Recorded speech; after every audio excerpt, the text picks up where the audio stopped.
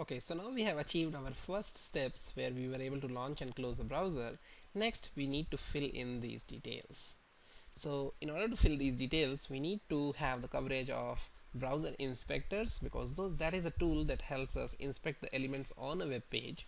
And then we need to know the Selenium commands that help us locate the element and interact with the particular element. So in order to locate the elements, we need one more thing over here. So we'll add a comma and we'll say by equals webdriver.by. So this will help us in locating the modules. Let me do indentation. So for now I will fill in this code over here. So all these steps that we had written, let's quickly put the automation for that.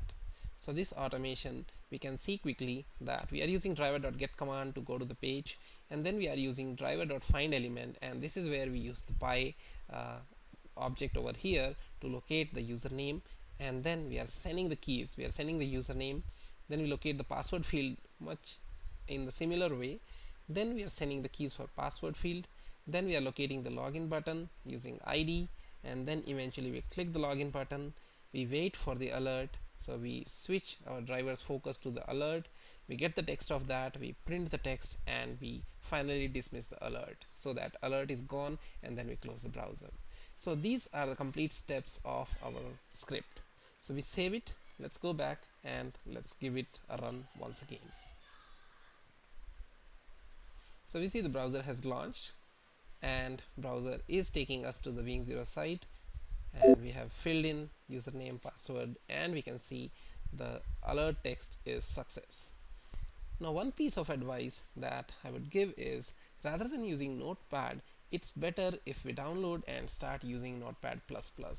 The benefit of using Notepad++ is it gives us the syntax highlighting.